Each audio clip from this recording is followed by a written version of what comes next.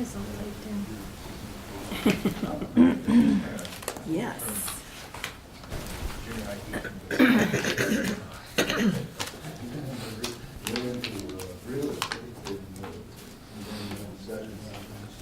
Go back to page 29. Okay. We're all here.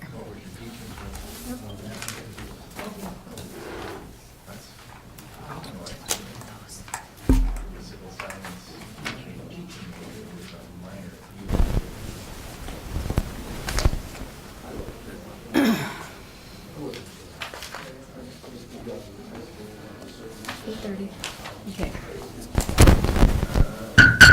Okay, I would like to call the Cook County Board of Commissioners regular meeting to order. Let's rise for the Pledge of Allegiance. I pledge allegiance to the flag of the United States of America and to the republic for which it stands, one nation, under God, indivisible, with liberty and justice for all. All right. Are there any adjustments to the agenda? Hearing none, I would entertain a motion to accept the agenda. So moved. Thank you. Support. Thank you. I already took them. All those in favor of accepting the agenda, say aye. Aye. Thank you. Okay, welcome everyone. So at this time, the public is welcome to address the county board on any matter of county concern. When invited to speak, please state your name, address, and the topic you are addressing. Members of the public may speak respectfully for up to 5 minutes. The public comment period is limited to a total of 30 minutes. Issues shall not be debated during the public comment period. At the board's discretion, the board may agree to schedule matters addressed during the comment period on either the current board agenda or on a future board agenda. All comments must be civil in nature and must be directed at the board, not at other members of the public. So at this time, I think I'll ask John Prisky to step forward. Thanks. Let me do anything but just turn it on? Or It should be it's on. Can you hear me? Yes. All right, my name is John Great. Bisky. Thank I you. live at 57 John Vick Creek, Lutzen, Minnesota. I've been a property owner, and, well, the issue that I want to address is the levy. And, but I wanted to make a couple of comments, and then I'll tell you how I feel about that levy, okay, if you don't mind. I've been a property owner here in Cook County since 1996. In the year 2000, I moved my business, woodworking business, up here to Cook County, built a workshop, built a home, and paying real estate taxes on that property continuously since that time. I'm here to speak in support of the levy and to voice my disgust with our hometown newspaper that has chosen to run a smear campaign against you all and an attempt to bully you and to undermine our citizens' trust in our local government. My advice to you is to ignore the bullies in the room and vote what you think is in our best interest. I want to say, as a kind of an aside, I want to find it ironic that the chief campaign person against you and this levy resides in Cook County but doesn't pay real estate taxes in Cook County, as I understand it, doesn't own property here. So I find that rather ironic that here we have the chief person who's antagonist doesn't even pay real estate taxes here. That concludes my remarks. Thank you very much. Thank you, John. Thank you. Okay, John. So next I'll call John Botker, who has been here since 8. Thank you. Yes.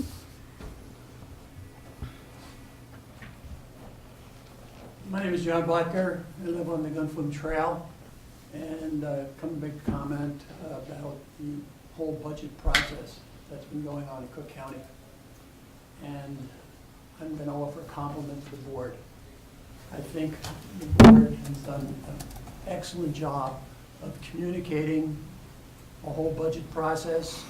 You've been open, you've listened respectfully, and I really am proud to be a member of this community with a board that's done such a wonderful job in this whole process.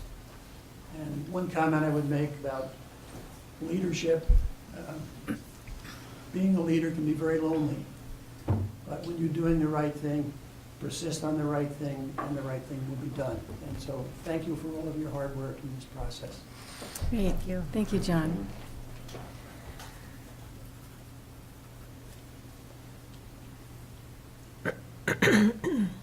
So the next person I'd like to call on is Joyce, because Joyce has also been here since 8 o'clock.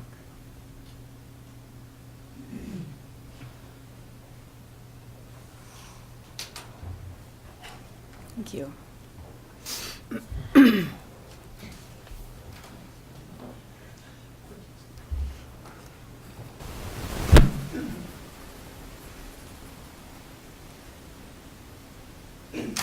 My name is, excuse me, Joyce Haskray. I live at 1102 West First Street.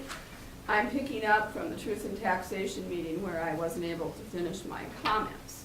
The high levy that you are proposing, and I believe it's now down to 17.55 from 19.9, I don't know, maybe you'll explain that after, is unacceptable in my opinion. I've looked at the budget reports and proposed 2018 levy and see areas of spending increases, many of the departments that I feel are not absolutely necessary. I've pointed these out to you at public meetings. I'm still not convinced, Brady, that part of the $7+ million reserve fund can't be accessed for part of this levy. We could still keep our AA bond rating. You're looking at large future capital expenses, big highway garage, law enforcement, justice building, and I know we paid $45,000 for a study on this, and possible $800,000 for a new maintenance facility in Hoagland. Have you really looked at this? How much of tax levy are you putting away this year? I'd like to know that. I don't know for capital. How much? Maybe you could explain that later. Once taxes go up, they will never come down to where we're at. Do we really need all of this? What will your legacy be to the taxpayers of Cook County? I have thought about this ways to cut the levy. Commissioners in Duluth have been making $10,000, and this year they're proposing their compensation go to $13,000. Cook County commissioners are making a lot more. You're given a benefit package of health insurance, deferred comp, PERA, per diems. Maybe some cuts could be made in this area. Health insurance. Individuals pay $50 a month or $600 a year towards their health insurance. Family coverage is $75 or $900 a year. The county pays over $21,000 for each employee's health insurance a year. I might be off a little, but I think it's close. The employee's contribution is between 3% and 4%. Deductibles are low at $1,875 single, $3,700 for family. You should be negotiating higher out-of-pockets and deductibles, which would decrease premiums. There are other ways to lower premiums.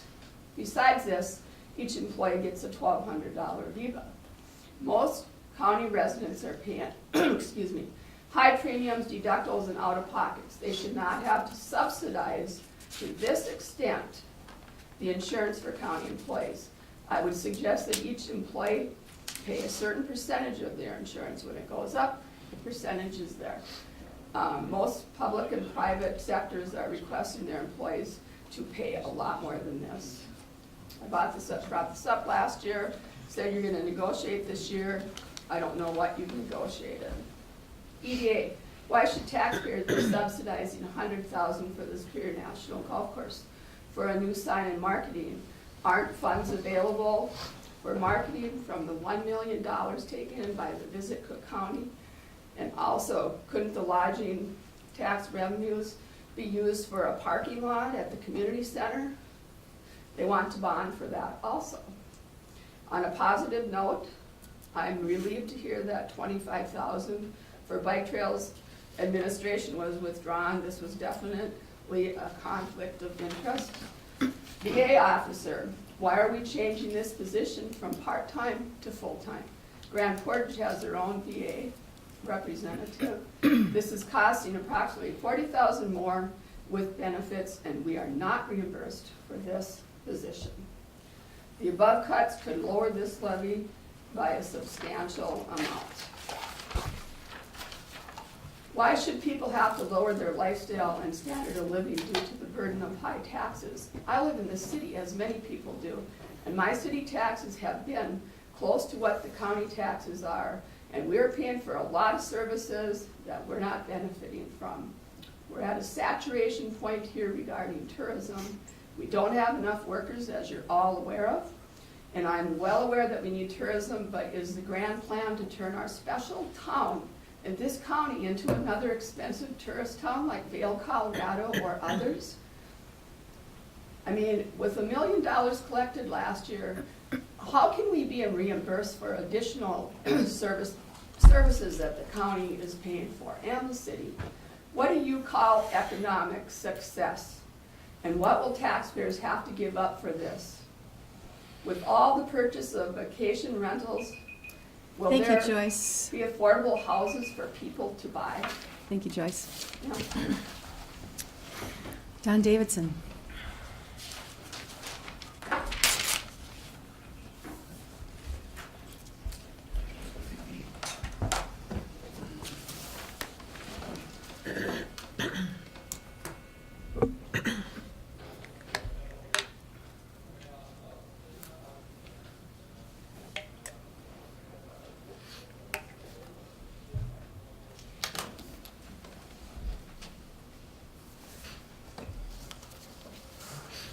I don't know what had occurred to this board that your Truth and Taxation meeting was also a special meeting under the open meeting law. You had a published notice in the newspaper on November 25th for a meeting on the 27th. This is a violation of the Minnesota open meeting law, Who are you? which, Don, could you just introduce yourself Don Davison, and your address, please? South Shore Drive. This is a violation of Minnesota open meeting law, which requires a 3-day published notice before a special meeting. So this publication notice is ineffective. The Truth and Taxation hearing is judged by, or is governed by Minnesota Statutes 275.065. Under that statute, the public must be allowed to speak at that meeting. During the meeting, both Mr. Cadwell and the chair threatened to shut the meeting down because people were being, quote, disrespectful. You didn't threaten to eject people who were being disruptive. You threatened to kick out people who were being disrespectful because some applauded others. About 45 minutes into the meeting, you called on someone who had apparently left because of the way the meeting was being run. About a third of the audience left. And the comment from the chair was, all of the respectful respectful people left, which meant those of us who stayed in the audience were being disrespectful. I talked to several people who were prepared to come here to speak, and they said they did not want to be mistreated and abused by this board. And I think all anybody has to do is go back and review that videotape and see that. When the chair and Mr. Cadwell appeared on WTIP, this statute was brought to your attention. And Mr. Cadwell's comment was, well, just because the public is allowed to speak doesn't mean every person in the public is allowed to speak. And that is a clear violation of the statute. When this process is done, you need to certify to the state that you have followed all the legal jots and tittles. And in this case, you have not done so. I'm afraid you're going to turn Cook County into a mini Colorado. I've got 2 kids that live there. Colorado right now has 10,000 people migrating away from the state because of the cost of real estate and the cost of taxes, both income taxes and real estate taxes. And that's what you're doing to a lot of people. You are making it unaffordable to live here. Thank you. Thank you, Don. Arvis, would you like to speak? And please be assured if you've arrived, we'll make sure everybody gets a chance to speak.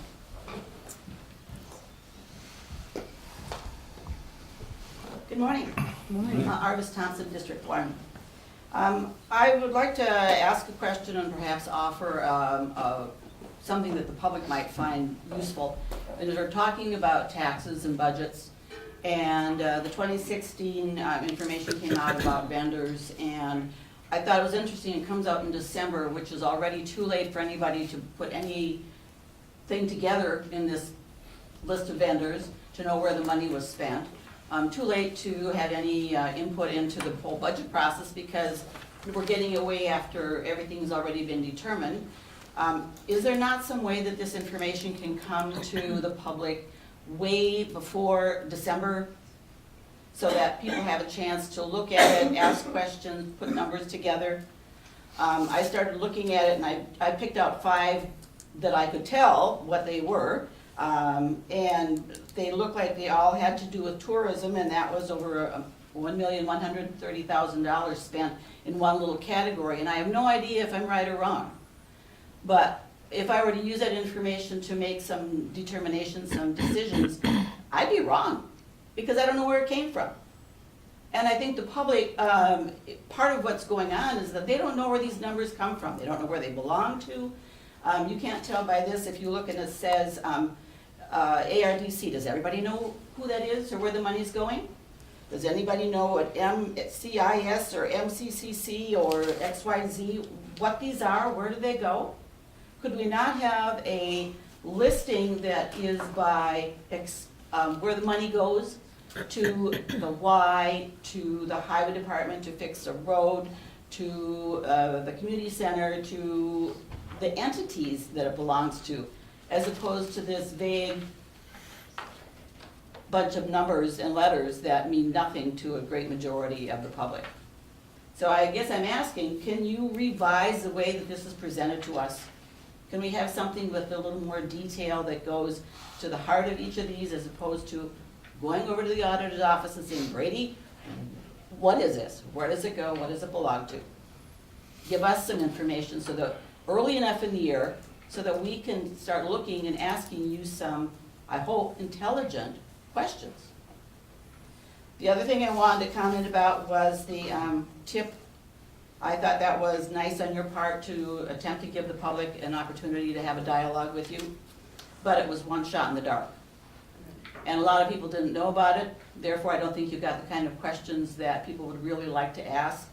And somebody made a comment that because there wasn't a lot of response to that or enough to other meetings, that was an indicator of people's disinterest, and therefore we can go ahead and do what we think we want to do because obviously nobody cares. Thank you. Thank you, Arvis. David, are you here to speak today? No, not Okay. today. Mike, are you here to speak today? Okay. Paul, you're up. Thank you.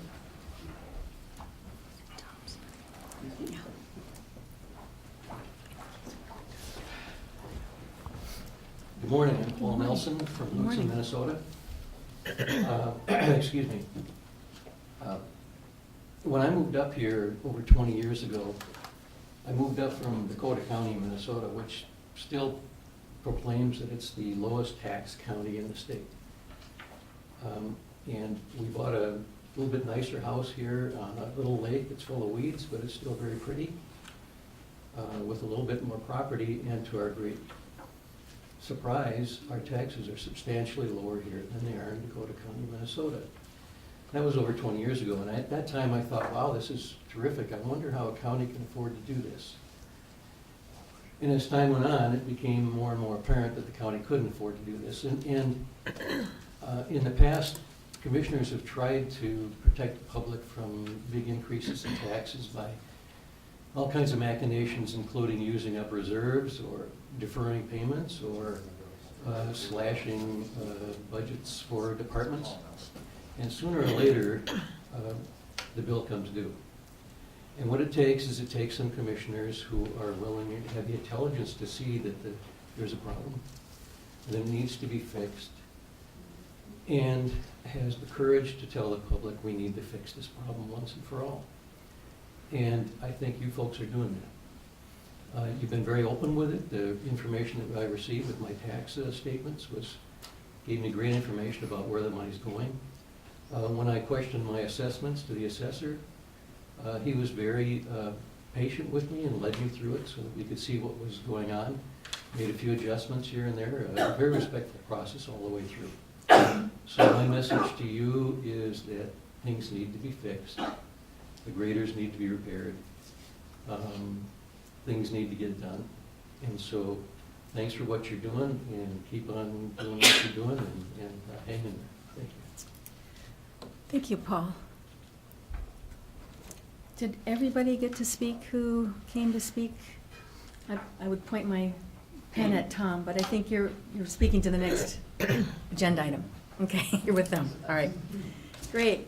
Thank you. Thank you. And the public comment is an important part of the democratic process. I really appreciate your presence here today to share your feelings about the process. So, thank you very much. Consent agenda. Are there any items on the consent agenda that someone would like to pull? Hearing none, do I hear a motion to accept the consent agenda? Brady, did you have something? No. Okay. You had that look in your eye. So moved. Thank you. Do I hear a second? Support. Thank you. All those in favor say aye. Aye. Okay, so Rena and Kyle and come to the, So we can all. you're going to fill us in on the pictometry contract. Thank you. Morning, Madam Chair, Commissioners. Morning. Thanks for listening to us this morning. So we have some requests related to pictometry, but I would first like to just provide a little bit of context for that. Pictometry is a service. It's a flyover of great detail photos, basically, of all of our county except for the boundary waters. And this becomes a layer in our GIS system, our geographical information systems. It has a great value to us.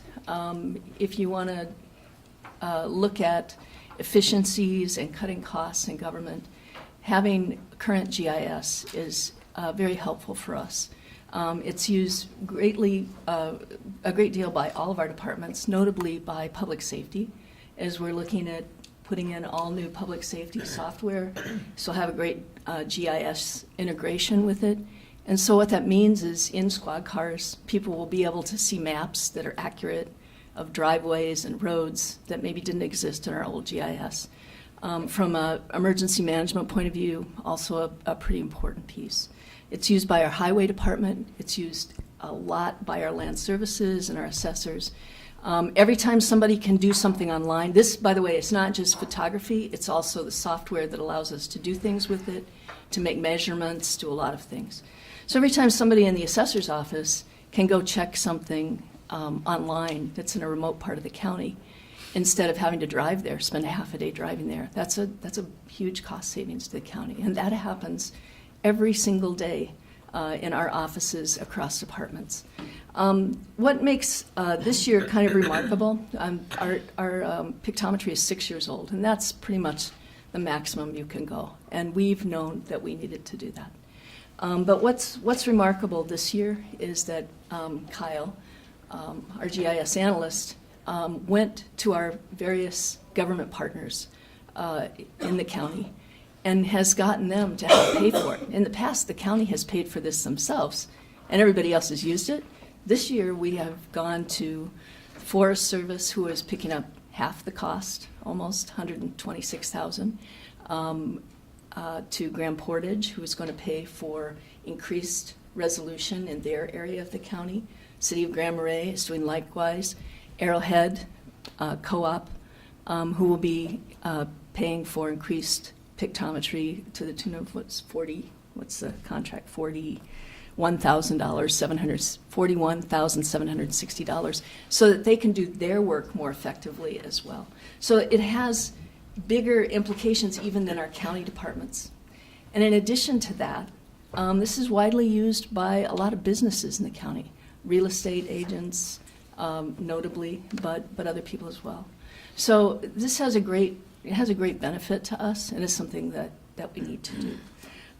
So the request, anyone add anything to that, Kyle? Kyle's the expert. I just No, I think you gave a great overview. I think we have overwhelming support from our county departments, like Rena pointed out. It's something that's utilized on a daily basis in each of our departments. I use it a lot in my daily work to support the work in those other departments, whether that's realigning recreational trails or roads, or identifying potential building sites for different facilities.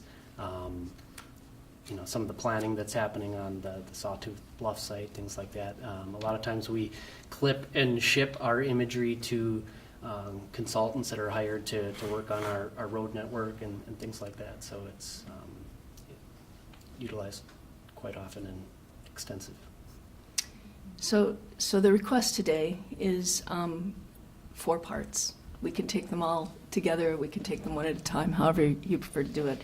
I'll walk through it. The first one is to request the approval of the contract with Pictometry International Corporation, the amount of $328,024 to procure current, which would happen this spring before the leaves are back on the trees, spring 2008, high-resolution aerial imagery and software covering approximately 1,134 square miles in Cook County. That's the first one. And again, that amount is going to be help paid for by these other contracts, one of which was already the U.S. Forest Service for. Yeah, that was approved back in September for $124,865. Okay, so then the next 3 items are all the agreements that we have in place with those other 3 partners. So they're similar to the one you approved before for the Forest Service. Request approval of a cost share agreement with Arrowhead Electric Co-op in the amount of $41,760 payable to Cook County. The amount represents 50% of the cost to acquire high-resolution pictometry imagery for their area of interest. Request approval of the cost share agreement with the City of Grand Marais in the amount of $2,880 payable to Cook County. The amount represents 50% of the cost to acquire high-resolution pictometry imagery in their area of interest. And fourth, a request of approval of the cost share agreement with the Grand Portage Band in the amount of $1,140 payable to Cook County. The amount represents 50% of the cost to acquire high-resolution pictometry imagery in their area of interest. So the way this would be paid for, we have to enter this contract to schedule the flight. That's why we're bringing it here now. The flight would probably occur in May, early May. When the contract is signed, we need to put down a down payment of $26,902.15. I'm asking that be spent out of our MIS capital fund. And I know that there is conversation about capital bond, a short-term capital bond in 2018, which this is proposed to be a part of. So that account would be reimbursed. If, for whatever reason, that capital bond doesn't occur, I would propose that we would fund it like we did in the past, where we go to departments and we find spare funds, like the recorder's office fund that they have that comes from titles and other things. So we need this, and so I don't, even though this bond piece is not guaranteed at this point, we need it, and I'm hoping that you will see that as well, and that we can move this forward. That's what I have. Ready for questions if you have them. Thank you, Rena, for your thorough explanation, and also for the resourcefulness of your department in going out and seeking partners this year, which will save, ultimately, a lot of money, and it will help build that sort of public-private, but mostly inter-public partnerships, which are so valuable in a healthy community. So I really appreciate your efforts in that regard. So we'll start with questions and comments. Commissioner Storley, do you have any questions or comments? Thank you, Madam Chair. Rena, maybe behind us you could point out the map. We've had these up for a long time. And is that a before and an after? No, I'll let Kyle Sure, I handle can that. speak briefly to those. I guess the map directly behind you is, it looks like that doesn't have any of our coverage information on that. It's just purely a reference map to look at areas we want to have covered. And what you see on the map further to the right, basically those colored areas, the pink, purplish, the blue, and the orange, represent areas that were covered in our previous flight, our most recent flight in 2012. And we used that earlier as a part of our planning process to discuss, the potential for additional areas or for buy up to different products, higher resolution imagery. The proposed coverage now represented in a map is found on the back page of that contract with Pictometry. And like Rena said, that covers for the first time the entire extent of the county, less the boundary water. So we're really excited about having that potential continuity across the entire county, being able to work at the watershed level, if you will, and to give that seamless coverage to all our partners will just go a lot towards our collaboration. Well, thank you on that. So it looks like after all of the entities contribute to this, we would be looking at about $157,000 on our part. Is that correct? That's correct. That's correct. All right. And this whole project looked like it started back in 2009 and 2012. So it's been a while for any kind of renewal. Do you expect that the renewal then would be a lot shorter, like maybe 3 years rather than 6 or 7? I know if you were to talk with department heads, they'd love to have it, on an annual basis, but, that would, it's maybe a luxury we can't afford. The way the contract is drafted with Pictometry, the way they approach all their government contracts is for 2 flights over 6 years. So we have the option to come back before the board within that window, and should we procure funds, we could, under this same, agreement, schedule a second flight within that 6-year window. And our 2 previous flights in 2009 and 2012, we opted out of that second flight, and went kind of back to the table and later came before the board and did come up with funds and just went through the work of redrafting a contract or negotiating a contract with Pictometry. So I don't know. There's a good chance we'll be looking to fly it at a more regular interval. But I think 5 or 6 years is really about as far as we can go out. And this contract says 2 flights in 6 years. And all of the entities understand that too? Yes. Everybody who's on board understands that too? Okay, thank you. Thank you. Commissioner Kirk. I had, of course, the question, why are we doing this when no one else is doing it? So I Googled it. I didn't Google a map. I Googled, why are we doing this? And looking in other counties, it looks like every 3 years is when they're updating. So I know when Todd was in here from our assessor's office, he said we've had the most growth over this last year. So it's really a good thing that we couldn't afford it before this year, because now, not that I don't want you to continue growing and coming to our beautiful county, but this is a good thing for our staff, for our law enforcement. We've got all the equipment in our squad cars to utilize this. I understand why you can't go into the BWCA, but maybe someday, because we get a lot of calls out there. Yeah, the Thank you. imagery has been used for search and rescue and fire operations too, and some of those outlying areas. Yeah. So not to peek at people out in the woods, but to search and rescue and. I didn't say I was peeking at anyone. I was just saying we get calls out there and Yes. With our no cell phone service and limited radio communication, it's a little interesting on some calls out there. So anything we can do to make things better and safer for everyone and also faster for our staff would be great. Great. Thank you. Commissioner Berschheim. Well, thank you for all your work on it. This is an example of using technology, which has an investment initially, but it pays for itself in efficiency long term and better service. And I think that's an important aspect that we have to look at, as well as the safety. And you know, is a prime example, I guess, of looking to our future and how we can, you know, be more efficient and be better at what we do and providing some quality service at a minimal cost. Thank you. Thank you. Commissioner Shaw. When this was on the budget, it was $250,000. Are we gonna put this 157 on there now as the hard number for that?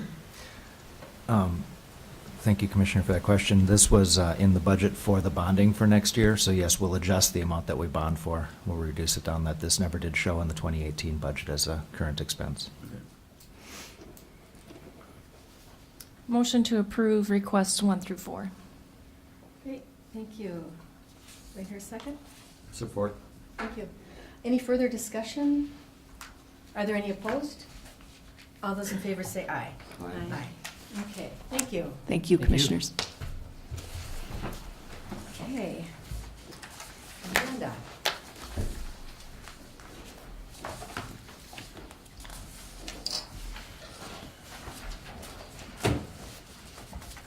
Good morning, Madam Chair, fellow commissioners. Morning.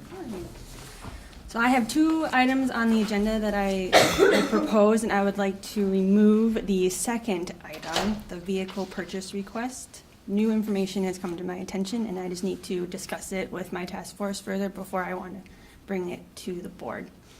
So we can move on to the first item, which was it's included in the packet, the Aquatic Invasive Species 2017 summary. So I can go through and give highlights of what I've done this last year, if that would be something you want to hear. That would be great. All right. So this document that I submitted in with the packet is also submitted to the DNR, and it is approved and it fulfills the guidelines for the Aquatic Invasive Species Prevention Aid grant that we receive every year. So we'll go through the program coordination and partnerships of the job that the grant has created. They're funding my position. There were 17 active and dedicated volunteers that have been helping over the last 2 years with monitoring for invasive species and with watercraft inspections. There's a task force that has 10 members, and we had 8 meetings held this last year. Partner with Forest Service and Soil and Water, 1854 Treaty Authority, Sea Grant, the lake associations. And the success story that I have from program partnerships is we did an aquatic vegetation workshop this summer on East Bearskin with Soil and Water, and then a U of M extension educator came up and we went on a pontoon and looked at all the aquatic plants. We didn't find any invasives, but it was really great to see the dichotomy of the different aquatic vegetation that we do have in our ecosystem. And then the next phase of the AIS program is public awareness and education. So the success story of that had Climb Theater come up in May last year during the week of Fish Opener. And the theater is based in St. Paul, and there were 2 actors that came up and did an interactive skit with kindergartners through 5th graders throughout the entire county. So they went to Oshkie, Birch Grove, GES, and ISD. And they played an interactive game with a barrier simulation of invasives versus non-native, or native and non-native species. And it really got them to understand how frustrating it is to be a native species when there's an invasive that comes in. So then that went into the ecosystem and the prevention techniques, teaching them how to clean, drain, dry. And we have talking with parents in the grocery store and whatnot throughout the summer. That game and that time that they had with the Climb Theater really sank in with the kids, and they're telling their parents, you need to not drop your bait into the lake, and those sort of prevention methods.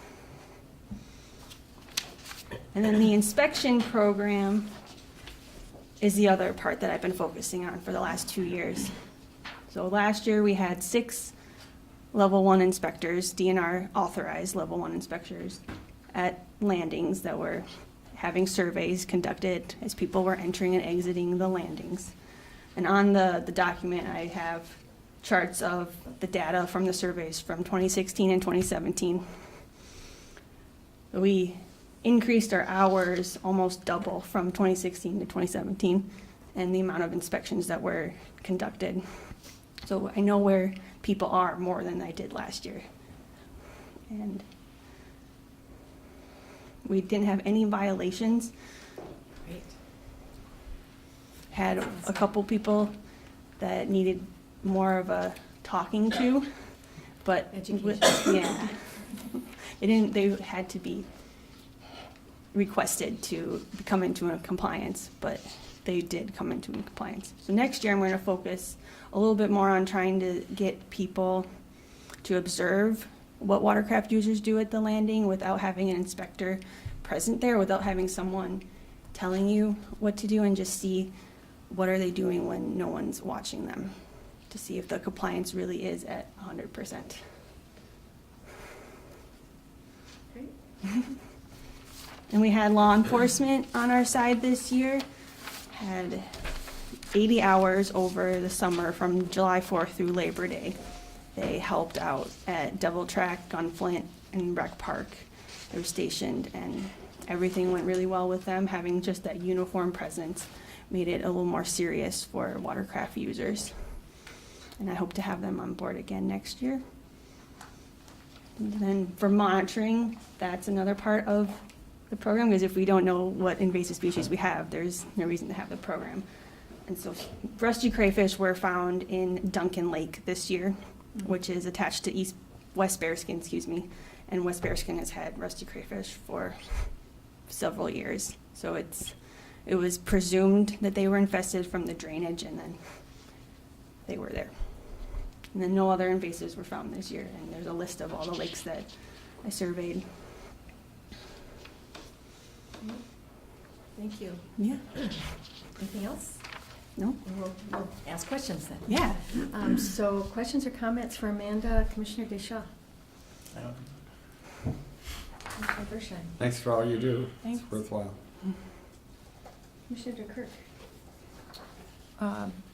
Todd, our Firewise coordinator, has been at the canoe races for years, and this year he was lucky enough to have his table right next to Amanda, and he said he had the best turnout ever because everyone wanted to talk to Amanda. So he reaped the rewards of sharing a table with you, so Yeah, thank you. partnership is great. Yeah, he said that he learned a lot from you, from listening to you talk to the community and stuff, and so he did make a point to let the Firewise committee know how great it was to work with you, so thank you. Great, thank you. Commissioner Storley? Thank you. Well, I work with Amanda on the task force, and I am amazed at how we need to take care of our lakes because of the boating. That's been kind of a given for Minnesotans to go boating. And I realize how important it is for us to be aware of all of our lakes. There are certain ones chosen here. And how important it is to the person who lives around the lake. Caribou Lake Association has taken a class so they can observe what's going on there. So that's how it impacts our area. And maybe other folks will do that too around lakes that they live by. But it is something that will keep on for vigilance. And Amanda does a great job in coordinating all that and keeping us on our toes about what's invading next. Thank you. Yes, thank you, Amanda. So your request today before us is you just wanted to present. There's no Just to action. give you the Okay. summary. Great. I just wanted to clarify that. And thank you for seemingly humble work with a profound impact on our most important asset, our lakes and Likewise streams. to you. Thank you.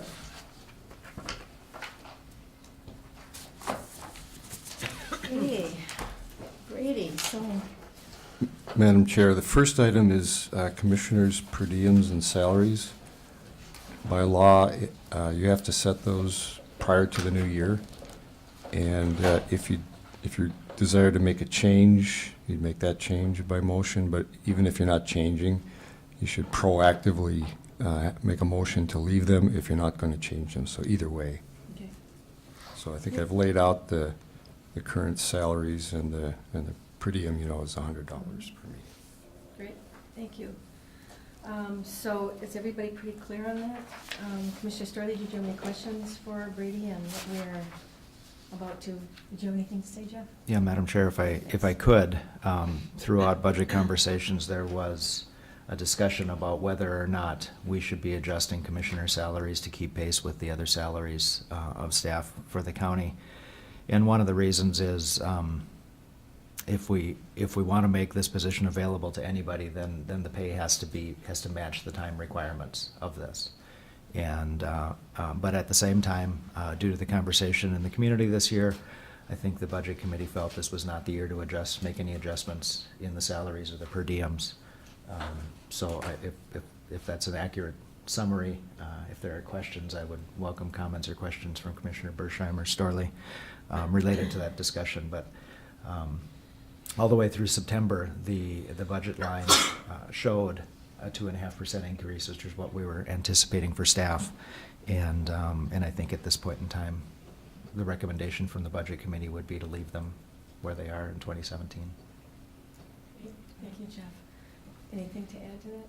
Commissioner Storley, Commissioner Kirk? Just a reminder for the 17 budget, those of us on health insurance took a cut in pay. And also, if you look at the commissioner's budget, since I got elected, it's gone down.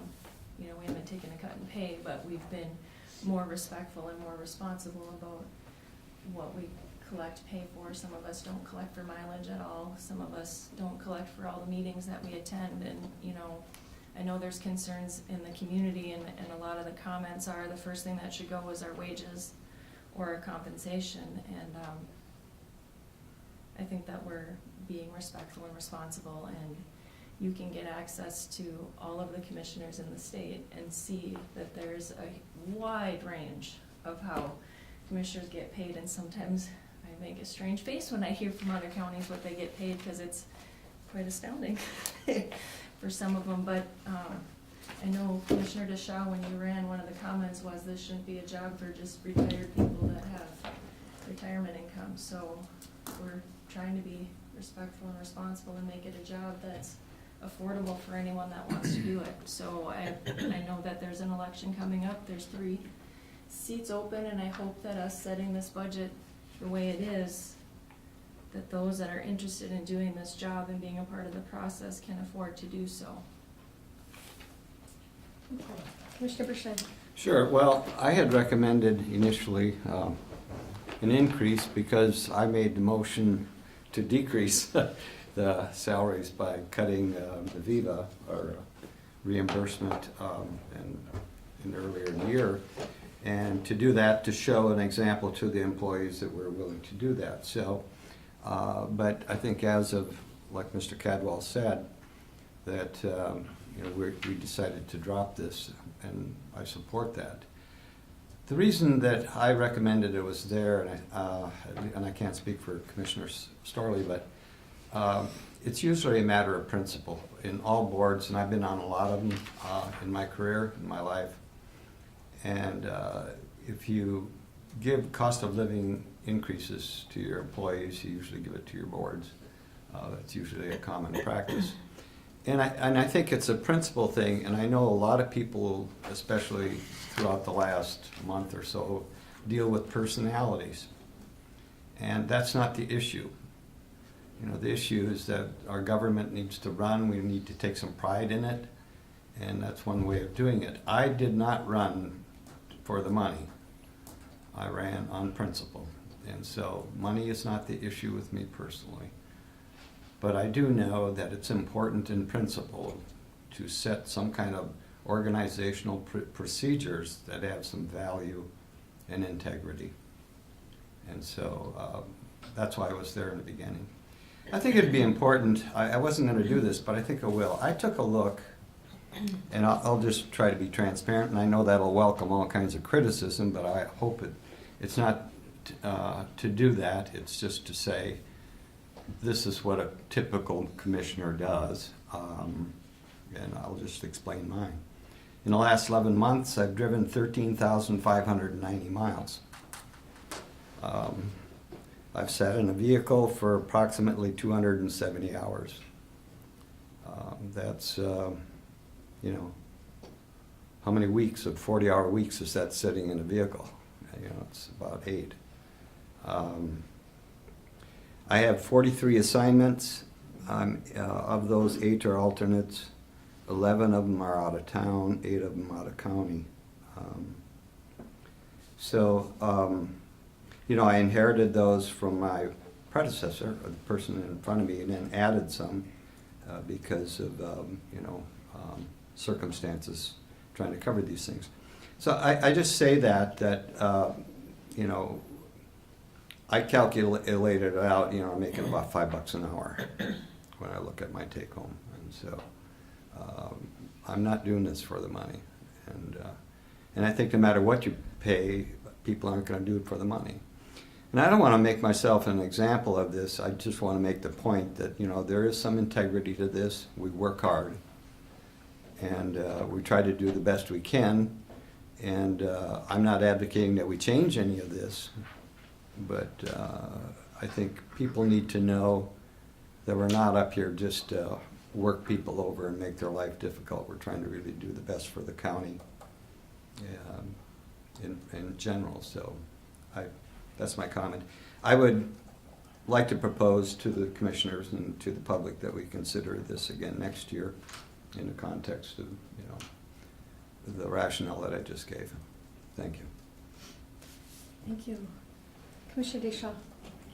Yeah, I agree with Myron. I don't do this for the money. I do this to represent the East End. It's the first time in 35, 40 years that we've had a commissioner from the Grand Portage area on this board. And with the Grand Portage the way it is, being the biggest employer in the county, I thought it was very important for us to have a representative on this board. And I just say leave the wage thing alone. Thank you. So in summary, the motion to be made is, well, I'll let you all make the motion, but is to keep the commissioner's salary the same, no increase in summary. And I think we've weighed all the pros and cons, that in lieu of a % increase in the levy this year, it's a good idea to stay current, or not to stay current, but to keep it as is, to not take a raise. And I think we've also thought about and considered our succession plans, that we do need to keep in mind that whatever income it is, that it's fair and equitable, and that in leaving our posts, that new people will be able to come in and do it for that cost. So we need to think about it in recruitment too. So, and we will in next year's conversation, but I think for this year, we're pretty much unanimously good with the way it is, but I will wait to hear a motion. So moved. Thank you. Support. Thank you. So are there any opposed? All those in favor say aye. Aye. Aye. Okay. Thank you. All right. Madam Chair, the next consideration is the 2018 levy, which you can consider this week, next week. It has to be done by the end of the month. And what you have in your packet is the consensus of the Budget Committee to reduce the proposed from 19.9 to, this is just below 17.5. And basically what that includes is the cuts to the non-mandated entities that you all agreed to, the reduction of highway expenditures that was advised by Commissioner Deschamps, and then we realized some revenue when our annual report came out. The general fund's support for human services costs and the addition to those costs, so it looks like we'll get an additional $60,000 of revenue next year, so that's been added in. So it's basically those three items that have reduced it to just below 17.5, as you see here. Thank you. So, Commissioner Starley, do you have questions, comments? We can go down the line, and then we'll look for someone to make a motion. Thank you, Madam Chair. Coming down from a variety of percentages, 26, 20, 19, 17 is what we worked through, and I believe at this time for 2018, that's what we need to be looking at. Thank you. Commissioner DeKirk. So we completely removed the 270, is what it says on the bottom line? Yeah. So there's nothing in there if something breaks? Madam Chair, Commissioners, that the assumption that we have is that our general fund is sufficient. If we do have something, we can borrow from the general fund for the highway fund in the case that something does break next year, and that won't change our position. Allocating it to the highway fund and taking it out of the general fund, as was mentioned last year, is an unnecessary accounting move. So if we had a problem next year, we would have sufficient resources to cover it. Thank you. That's all I have. Okay. Commissioner Bershon. I was on the budget committee, and I think we worked hard to look at this. My comment is that,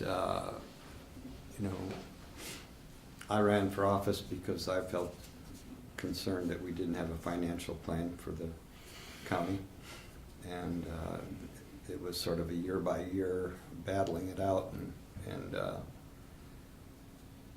long-range planning is very important because if you don't know where you're going, you don't have a plan to go, you're going to end up someplace else more than likely.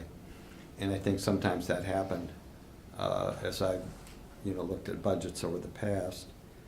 And so I think we're doing this, and the first thing that you do in a financial management plan is to balance your budget. Otherwise, and we had a plan initially to do it over 3 years. That was not receptive. It would have kept it down. However, there's advantages to doing that, but I think we as a budget committee threw that out as a way to say, yeah, we're concerned about these increases, let's do it over time. Yeah, but we dropped that. So we've been trying. The most important thing that we want to do is to get ourselves in a situation next year where we look at cost of living increases, and 3 to 4% maybe. Who knows what's going to happen. In regards to the fund balance, I'd just like to say, as some rationale for having a healthy fund balance, I did propose maybe taking a look at it. At one time, we were looking at putting $100,000 and some back in.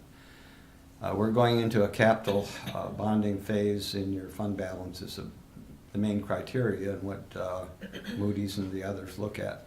Just this morning, it was announced, or yesterday, that Minnesota, state government of Minnesota was rated #1 in the country by the Wall Street Journal.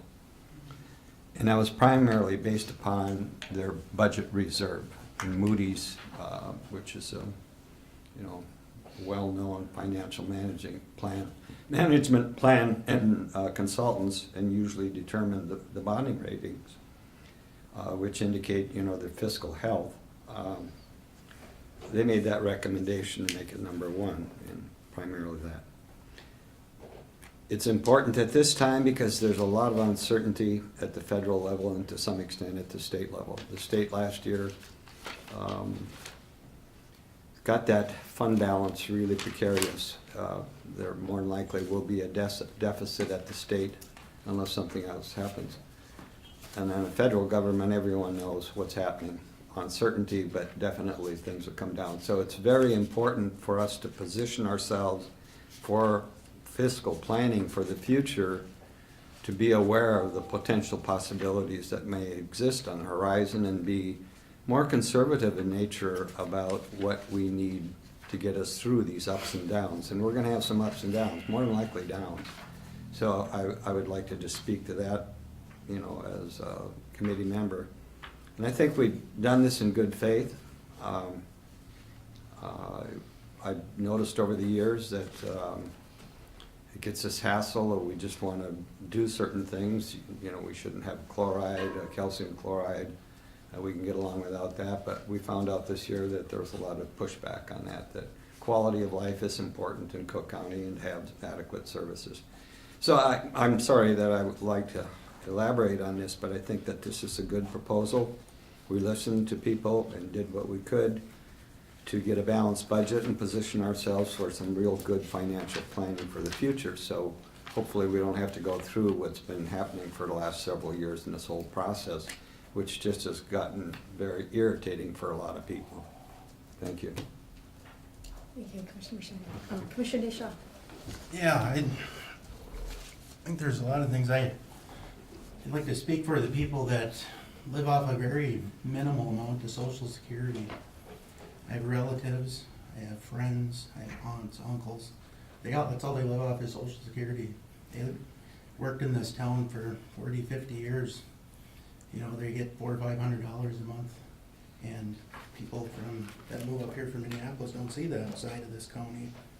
And something like this is very, very hard on them financially. We had a lady come in and says one of her whole checks goes to pay her taxes. And I proposed before to spread it out over years. It might not be the best way, but 12% last year, 17% this year, that's 29%. That's a big hit for a person living on Social Security. If they don't have family and friends or relatives, kids, whatever, to help them through this, they don't make it. And that's where I stand. Thank you, Commissioner Deshaw. So, and as you all know, my point of view on this is that we've been operating under a structural deficit for quite some time, and as we've all said, that the first step in long-range fiscally responsible financial planning is to balance the budget, and that's what we are proposing to do. And looking at the 3-year plan, it would have been more expensive and way more expensive emotionally and filled with anxiety. I think this has been a fairly painful process, and we want to alleviate the suffering, go there, become fiscally responsible, and then be able to manage small increases based on cost of living, et cetera. So I think this is a really good move. We've done a lot of work toward long-range capital planning this year. We realize we have a lot of, I know there's a lot of fear out there about, we're talking, a plan to look at our jail and a plan to look at not making improvements, but repairs, et cetera, in the courthouse, repairs, et cetera, at the community center. There are a lot of things that we're looking at. It doesn't mean we're going to act on them, but until you look at them, you don't really know what makes sense to act on and what doesn't. So I think this board has really spent a lot of time talking budget, looking into the future with recruitment of staff in mind. We're coming really close to wrapping up the comp study, which has been a huge improvement to our process. So we know that our staff are being compensated in a market so that we can attract new people to our county to fill the jobs that we have open. We've struggled to fill many of our jobs, so we know there have been issues. It's hard to recruit people to come and live and work here, and we need them in these positions to stay vital and for our community to thrive, et cetera. So I think we've done a lot of work this year, and I feel honored to have been with this group doing this work. It's been good. So with that being said, and I also want to just put in some good words for Brady, who's been with the county for many years, who knows fiscal details instinctually. We are so lucky to have a person like him on our team who can just pull numbers out of a hat, which he would never do because he wouldn't trust that and he'd have to check it. And so we are just really lucky to have somebody like Brady. We are really, really lucky to have Jeff Cadwell as our new administrator, who has, with all of his years of experience with budgets and human resources development, has really guided us. And a lot of people criticize us for that. They expect us just to know how to do this work. But I'll tell you, county government is extremely complicated. Running an organization of over 100 people in this kind of a diverse climate is not an easy thing. It requires a lot of skills by many people, and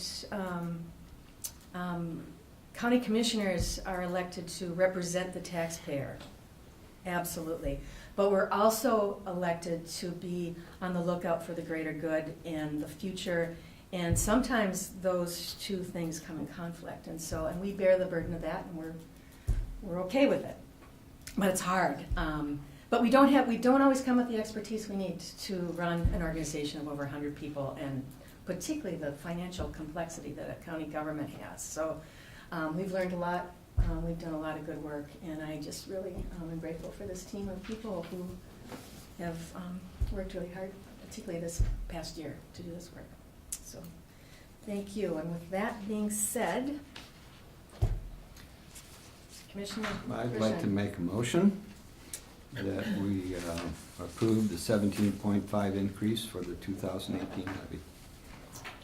Madam Chair, if I could, Yes. if I could clarify that, if we had a motion that, to approve the budget as presented Oh, and a levy, would you like the dollar amount that's shown on that budget? oh, sure, if that's, That would simplify it. That would simplify it. So if we'd make a motion to approve the budget as presented, the summary budget as presented, and the levy in the dollar amount of, Be $9,236,751. 751. 9,236, 751. Okay, I will make the motion again. I make a motion to approve the budget as presented. Levy amount of $9,236,751. I'll second. thank you. Further discussion? I have Yes. discussion. I support the work that the committee has done. There was a comment made about that I was going to question at every single meeting about what's going on with the budget, and I didn't need to do that because I have faith in Commissioner Storley and Commissioner Bershheim and Brady and Jeff, and I know that you guys worked very diligently and worked very, very hard to come up with this program. Last year, I voted with the rest of the board at 11.21, which I knew was wrong.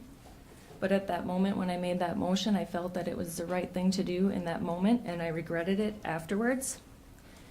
So I will be voting against, not because I don't think you did a good job and that this is the right levy, but I will be voting against because I believe 19.9 makes sure that we are in the position we need to be in. So that is why I'm going to vote against, not because I don't believe 17.5 is a good number. Okay, other discussion? So I will call for the vote. Those opposed? Okay, those in favor? Aye. Okay, motion carries at 9,000,000, what? 236,751. Great. Thank you. Thank you for all your work. All right. Okay, it seems tough. Yeah. It's done. Okay. All right. Madam Chair, Yes. I'm not sure how much time I'm going to spend on that now, but the tax effect of the levy afterwards, just because you might be looking at these, I just point out a couple of things. We've looked at examples with the 19.9, and these are examples in all of our taxing districts at the 17.5 level. And as before, they all look to be in the 9 to 10% range. And that's generally what we saw in T&T statements, but depending on your district. And that's if you have no value change, no classification change. These are for homestead. But you do see some variations here, and that's because our levy increase is softened by the fact that other districts did not go up. Some actually went down.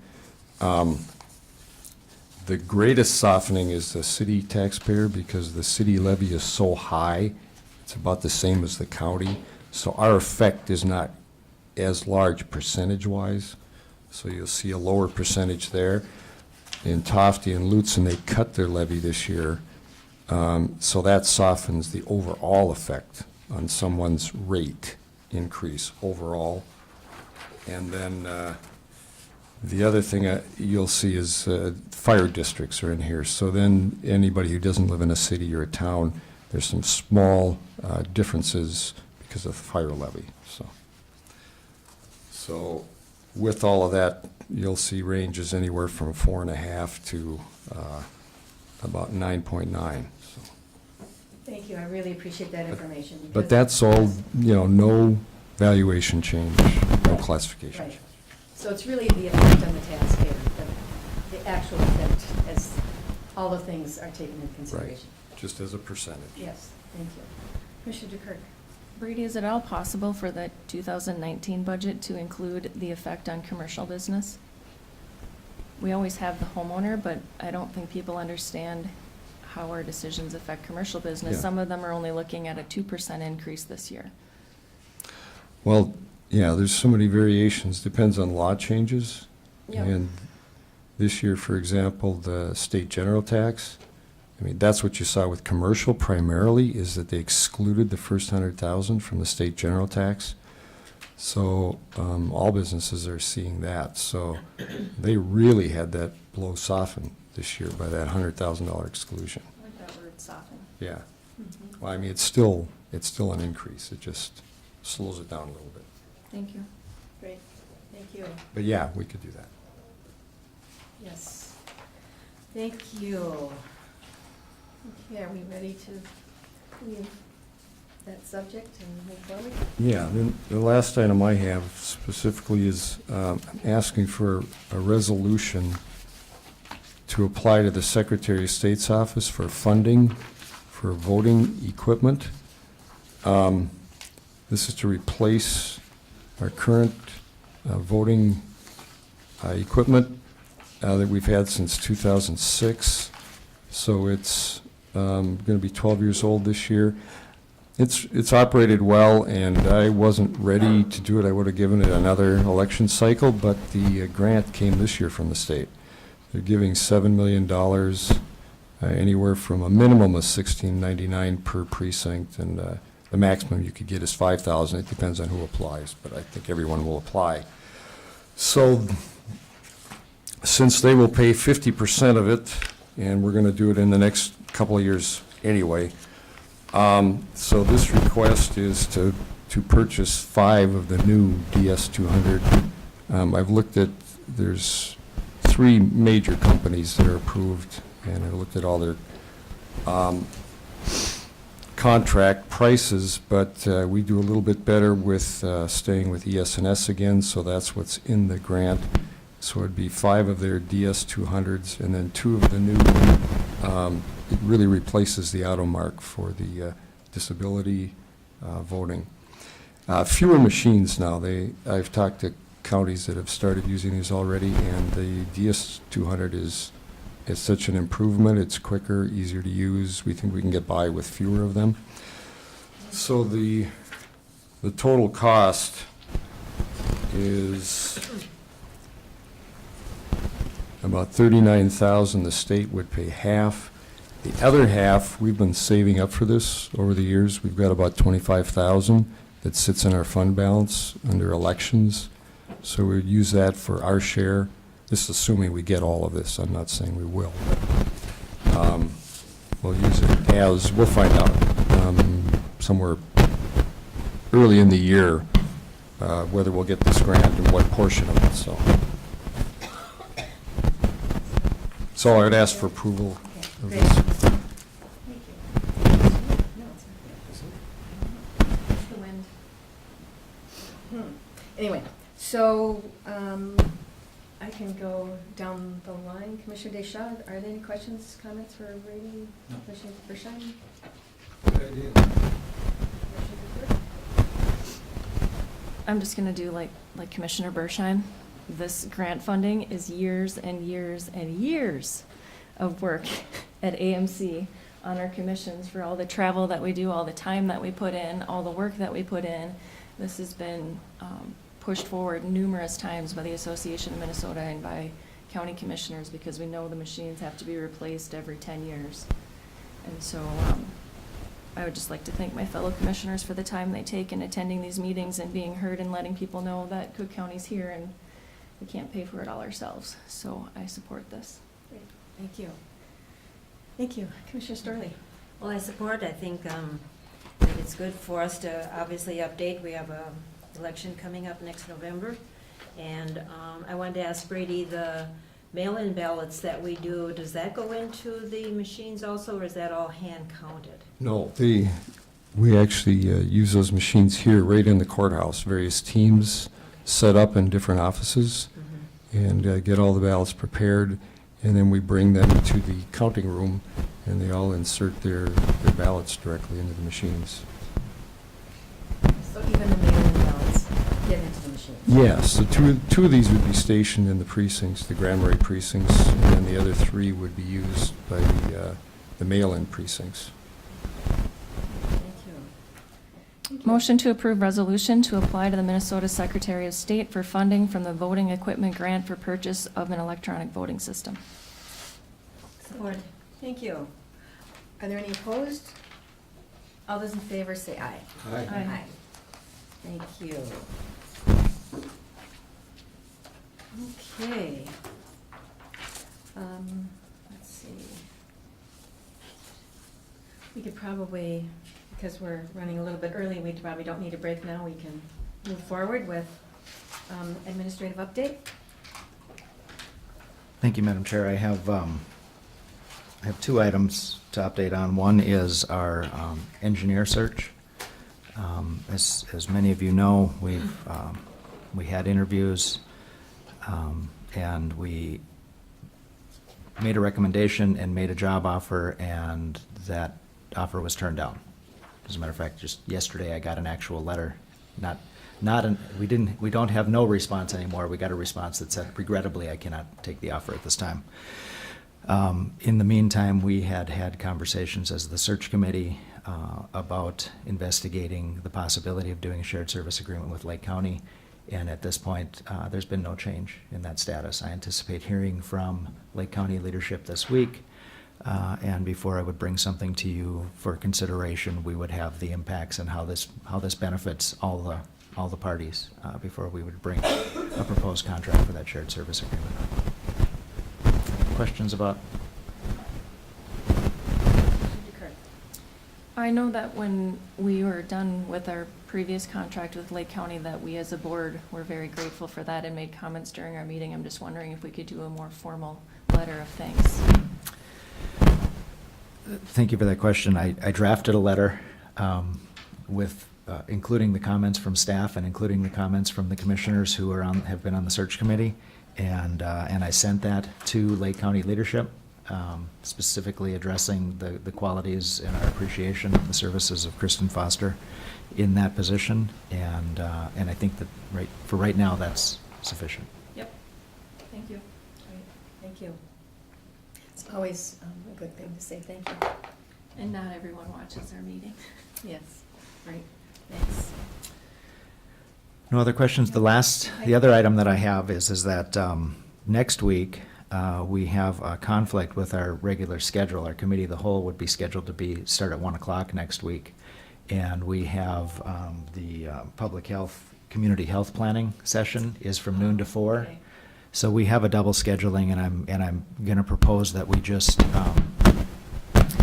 do committee of the whole in our regular meeting time and not take a break. It's the Public Health and Human Services meeting, but then we have from 10 to noon to cover what we can. There's not much on the agenda for the Committee of the Whole in December, so I would we won't hold it at 1 o'clock at the regular time. We'll just list it on the agenda as being part of the regular meeting, which it technically already is. We just won't be taking a recess until 1 o'clock. Makes sense. This is a very important task that's done every 5 years. And So for those who have Yeah. been invited to the community health planning Mhm. process, please make sure to check your calendar, make sure that that's on there. But that's noon to 4 here next Tuesday. That's fantastic. Thank you. All right.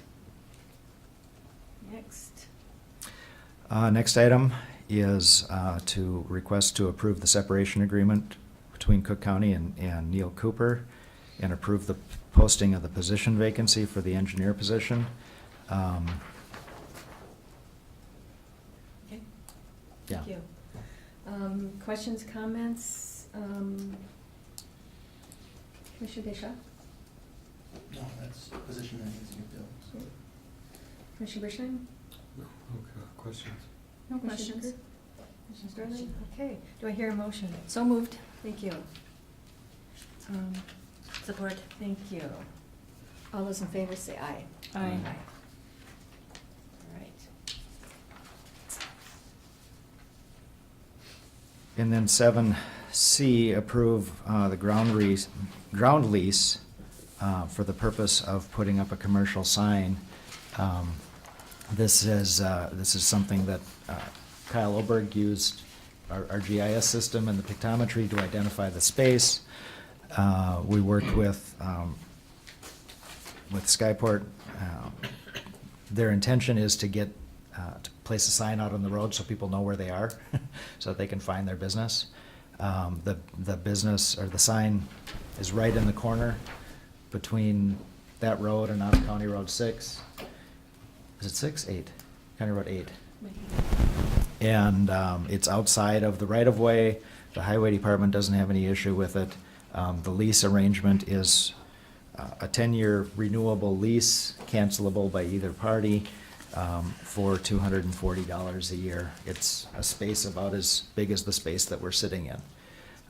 That more than covers any of the tax impact of calculated by Todd Smith, our assessor, on what that space would generate if it were taxable. So essentially, that's what we're collecting, is the tax due based on the change in the use of that space. And the ground lease is contingent on them working with our planning and zoning department to get the permits required to erect that sign. Great. Thank you. So, questions, comments, Commissioner Sterling? Madam Chair, it's important to have signage so people know where to go. Thank you. Commissioner DeKirk? I respectfully disagree, just because it's an issue in my district of too much signs. But this is a good sign, and I haven't had anyone in my district complain about business signage, so I support this. Thank you. I support it. Thank you. Commissioner Deschamps? Thank you. Motion to approve. Thank you. Second. Thank you. All those in favor, say aye. Aye. Okay, Commissioner concerns, meetings to note. Commissioner Sterling? Yes, Madam Chair, I'd like a few minutes to make some comments. Okay. Well, it's been a long budget year, as you all know, and we've been working very hard. Commissioner Bershheim, myself, Brady, and Jeff, we've gone over and over things, called for explanations, as we felt would be important to understand a request. We've sent figures back and forth, and as of today, you know what the outcome is, and we need to move forward on this. What I've done is review some of my notes that I've taken at town hall meetings and truth and taxation meetings, citizens appearing before the board, and I'd like to address the suggestion that we trim our staff. We employ over 100 people to run this county, and it is lean and it's very efficient for the services that are needed for our county. Last Friday, I attended a funeral for one of our staff, Angie Cook. She worked for the county for about 6 years in the auditor's office, and she was a very courageous lady who battled cancer with courage and defiance. On the good days, she gave us all she could in working in the office, and in the end, her body succumbed. And her job will be replaced, but she will not be replaced for her caring and her generosity for others in the office and for all who knew her. She's among many employees who all give generously of their time in distress. These are our community people. They're our friends and family and neighbors who work tirelessly to make our county a better place to live. and we need every one of them. As we found out today, there was one position needed to be filled, and we will do that. Technology requires a position when it needs to be filled because we are in a technological world. We have folks who next year may be retiring, may have to leave because of health concerns, and we will discuss that at that time. But every one of our employees make a significant contribution to our county, and we'll work together to make it a better county. Thank you. Thank you, Commissioner Starling. Commissioner DeKirk. Actually, not everyone has to participate in this. It's really hard after I that. know. There's like nothing you could possibly Yeah. say after that. We have done strategic planning now for our budget and our buildings and our facilities, and along that note, people sometimes just automatically don't trust politicians. So if we could consider maybe a committee of the whole discussion to do some strategic analysis or planning with our staffing, so that it's not just our words saying that we are doing the right thing, we have the right staff. I know at one of our meetings, the question was, how many people do we serve? And we have that from law enforcement records, but I would like us to work with our department heads to look at what has the change in technology done? Have we eliminated positions that we need to? Have we added positions? I know it's a long, hard job and maybe a waste of time and money, but I would like us to have that discussion, and the administrator will let us know if that's a feasible thing to do. But I would like to, when I tell the community that we have the right staff, I would like to be able to have supporting information. I know public health, we sort of have it, but the community is still not clear as to why we've added the staff with our explanations. So if we have numbers served and things like that, I think it would be helpful. Thank you. Commissioner Bershine. I have an announcement that I did send to the commissioners and the county administrator Cadwell, that I'll be gone next week, and so I'm going out Phew, to. I thought you were saying you'd be gone next year. No, that was last I year. hope not. Yeah, good, you'll be gone next week. I have a sister that has not been doing very well, and my son and my daughter and I are going out to California to spend some quality time with her, 3-4 days next week. So if I am here, it's because she's in Camarillo, California, and the fire is just north of her, and if the winds change, and the last time I talked to her the other night, they're actually having machines in her assisted living facility and or day in more intensive care. So that's why I'll be here, is that we'll have to cancel out if the winds change, but plan to go. So. Thank you. Commissioner Deschamps, did you have No, any we meetings to have- note or comments to make? We have public safety tomorrow or Thursday? Tomorrow morning, public safety and transportation. Okay, Commissioner DeKirk, you will be on the radio tomorrow. Will be. And we have a very important first meeting of the month announcements to make. Commissioner DeKirk. We also have one note. There will be a meeting on December 18th at 7 p.m. in the classroom of the lower level clinic to discuss the Cook County Fire Chiefs Association regarding ambulance service and coverage. It's not a county board meeting, however, there may be a quorum attending. So with the technical things out, I'm going to now do my favorite part, which is not as well stated as Ginny stated, but yes, our staff, each one of them is important and we like to acknowledge. So we have Beth Ferrone, 5 years in public health, Diana Lindquist, 4 years in land services, Yafin Epidensky, 3 years in public health, Rebecca Isbell, 2 years in the auditor's office, Lindsay Milkey, 13 years at law enforcement, Charlie Sawyer, 9 years road and bridge, Ben Hallberg, 12 years law enforcement center, Allison McIntyre, 5 years, what she has done in 5 years. She is now our public health director. Thank you, Allison. Lisa, 9 years. We couldn't do it without you either. Julie Kinney, 4 years public health. And just a note, calling each person individually does not make them more special than anyone else. You all do a great job, and we are forever grateful to you. Thank you. Anything else?